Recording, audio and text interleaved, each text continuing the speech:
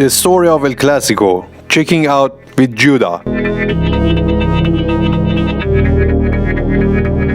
In the season 2000-2001, football saw its most controversial transfer from Barcelona to Real Madrid. In the Catalan state, desperation and wonder filled the air like the stench of garlic. Barcelona's captain and the idol of Catalan's state, Luis Madeira Figo, joined Real Madrid. The atmosphere was very tense. The whistle of fans was deafening. Yes, you guessed it. Judah returned home for the second time on November 23, 2002. But the flames of this enmity didn't subside. We hate you infinitely because we loved you infinitely.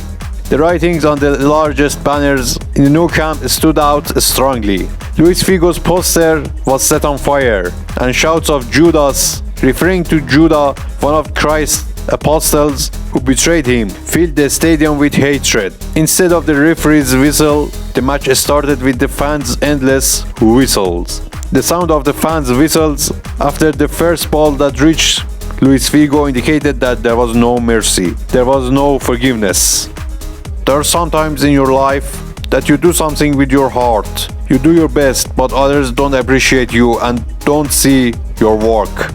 Of course, I don't mean the fans, but the managers in the club, managers of Barcelona. That's why you take a decision that you can't change it, and you go to the rival team. I'm not sad about this decision, but I had to make such a decision. I didn't go to Real Madrid just because of more money or better team conditions, but there were people in Barcelona club who, with their being, I couldn't continue working in the team, and it made me choose a new team and leave Barcelona. There are words of Luis Figo which Barcelona fans believe they are nothing more than lies. Let's get back to the match. He was worshipped like an idol in Barcelona. There was no Ronaldinho appeared yet to shake the foundation of his reign on the pitch or between the fans, and Lionel Messi was a little more than 13 years old. Explanation like this would not convince any fan that the star of the team, the winner of France football, Ballon d'Or, the best player in Europe and the captain of lovely Portugal national team,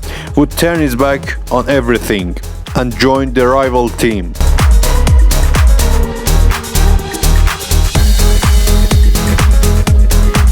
But now he faced a scene that many fans in nouCamp had been waiting for it for 1 year, the return of Judah. The referee had blown his whistle to indicate that the ball has to be placed on the corner spot.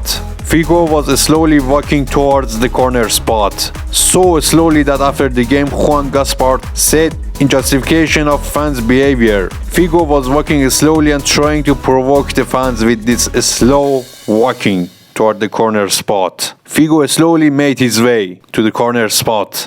Real Madrid's number 10, despite the inner desire, was getting closer and closer to the borderline between himself and the Barcelona angry fans, where they were waiting for him.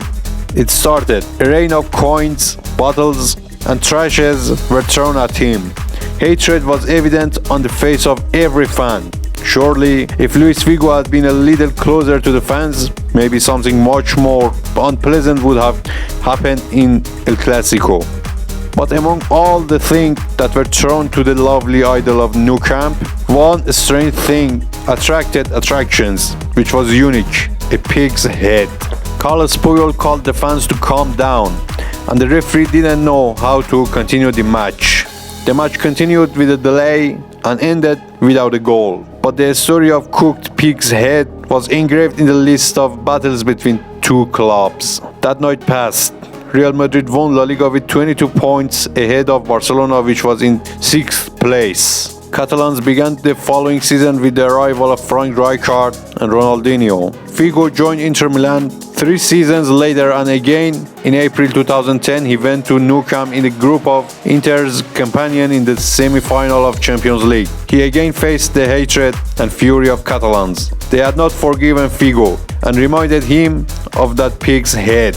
A pig's head was placed next to the symbols and sign of the rivalry between the two clubs. The pig's head had become a reflection of El Clasico's anger and hatred.